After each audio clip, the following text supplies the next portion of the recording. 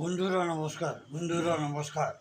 আশা করছি আপনারা ভালো আছেন। আজকে আমরা কথা বলবো গর্ভাবস্থাকালীন মাথা ঘোরা। গর্ভাবস্থায় এই ব্যাপারে মাথা ঘোরা, মাথা ব্যথা ভালোভাবে শুনবেন। হেডেক অ্যান্ড মন দিয়ে শুনবেন। আপনার প্রিয়জনকে এটা শেয়ার করা। এটা কিন্তু সামান্য, কিন্তু একটা গভীর এজেন্সিতে মাথা ঘোরা আর মাথা ব্যথা। আমরা জানবো এর কারণ, সংকেত, আপনার কি গর্ভকালীন অবস্থায় থেকে উপচার, হেডেক আর ভার্টিগো হয়। কোনো রকম সাইড এফেক্ট নেই, যে কখনো এড়িয়ে যাবে, বাচ্চার উপর কোনো ব্যাড এফেক্ট করে। এর মুখ্য কারণ হচ্ছে হরমোনাল চেঞ্জ, একটা প্রাকৃতিক লো ব্লাড প্রেসার কিংবা অ্যানিমিয়া। কিন্তু এই সময় জলের অভাব শরীরে বড় হরমোনাল চেঞ্জ বলা হয় এবং হরমোনের অভাব এই কারণেও হতে পারে। এই চেঞ্জেস মাথা সবসময় ভার থাকে, হেডেক, চক্কর আসা, ব্যথা হয়, কমজোরি, এরকম চক্কর আসা কিন্তু জন্মায়, মনে হয় মাথা ঘুরছে, হরমোনাল চেঞ্জেস আর বমি হয়। প্রজেস্টেরনের চেঞ্জ ডাক্তারকে ব্লাড ভেসেলকে চোখ থেকে এফেক্ট করে, অন্ধকার তাই জন্য মাথা ব্যথা হয়। লো ব্লাড প্রেশার, প্রি এক্লেম্পসিয়ার সংকেত এটা।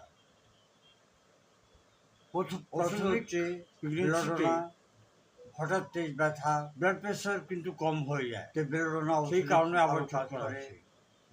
অ্যানিমিয়া, রক্তের অভাবের জন্য মাথা ভার থাকে আর সবসময় মাথা ঘুরতে পারে, ভাব থাকে। আয়রনের অভাব, কমজোরি, hormonal headache, hormonal changes, dehydration হতে পারে, কম জল খেলে নেবেন, হেডেক আর ভার্টিগো, তাহলে মাথা ঘোরা আর মাথা ব্যথা। পোটেন্সিটা হবে 30 potency. Stress and lack of sleep, পর্যাপ্ত মাত্রায় জল খাবেন, আরাম করবেন, মানসিক হালকা ভোজন করবেন, খাওয়া দাওয়া হালকা, ঘুম কমপ্লিট না হওয়ার জন্য অল্প ঘুমন না, বাইরে কম 7 থেকে 8 ঘন্টা ঘুমাবেন, খুব কমসে কম 6 ঘন্টা। টেনশন থেকে বাঁচবেন, কিন্তু টেনশন, অ্যাংজাইটি আর ফ্রাস্ট্রেশন, সিমটম, এটা হলো না, ওটা হলো না, কেন হলো না, এগুলো থেকে বাঁচবেন। মাথায় ব্যথা সবসময় ভালো, মাথায় সামনের দিকে ব্যথা, পেছন দিকে ব্যথা, বাচ্চাও সুরক্ষিত থাকবে। লাইট থেকে ওষুধে, লং লিভ অ্যানিম্যাল। ভার্টিগো আসার কারণ, মাথা ঘোরার কারণ, চক্কর আসা, মনে হয় সব কিছু ঘুরছে, ব্যালেন্স হারিয়ে যায়। এর সঙ্গে নসিয়া আর ভমিটিং, সবসময় একটা বমি বমি ভাব এবং বমি হয়, কমজোরি থাকে, চোখ থেকে ধোঁয়া ধোঁয়া দেখা যায়। এরকম যদি সিমটম থাকে তাহলে ইমিডিয়েট আপনি আপনার কাছাকাছি ডাক্তারের কাছে যাবেন। গ্রামে অনেকগুলো এখন ডাক্তার হয়ে গেছেন, ওনাদের কাছে যাবেন, ওনাদেরকে বলবেন, ওনার কাছ থেকে অ্যাডভাইস নিয়ে ওষুধ নেবেন।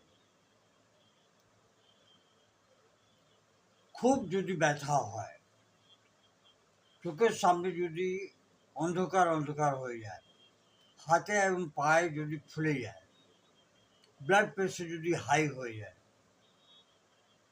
এটা হচ্ছে প্রি ইক্লেম্পসিয়ার একটা সংকেত,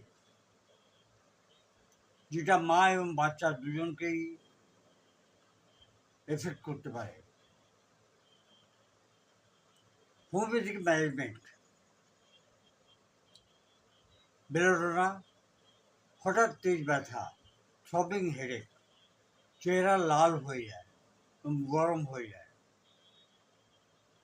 জেলসিমিয়াম, ডালনেস, ডিজিনেস, ডজিনেস, চক্কর আসে, মাথা ভার লাগে, কমজোরি, ঘুমের অভাব এবং মনে হয় যে ঘুম আসছে।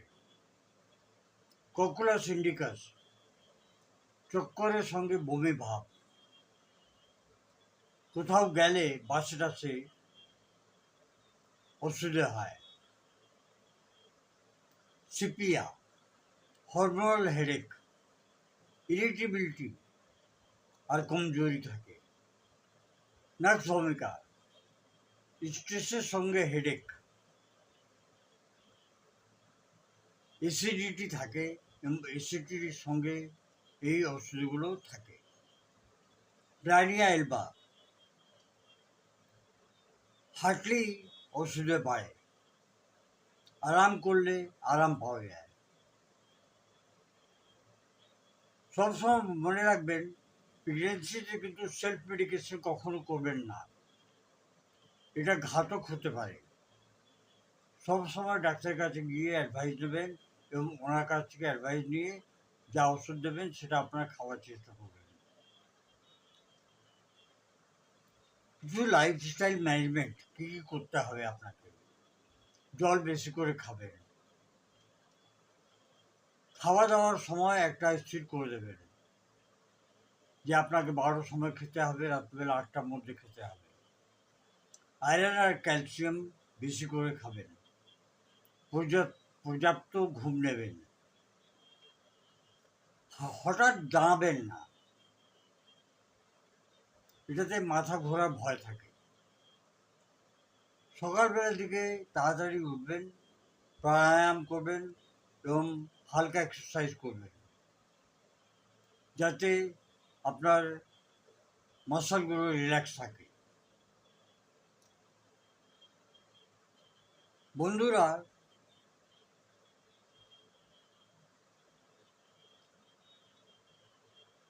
এই সমস্যাগুলো খুব মনে হয় যে এটা তো হয়, কিন্তু এটা আম নয়, সাধারণ নয়। আপনারা চেষ্টা করবেন ডাক্তারের কাছে কনসাল্ট করার জন্য এবং চেক আপ করার জন্য। ধন্যবাদ। Long live homeopathy, long live animal.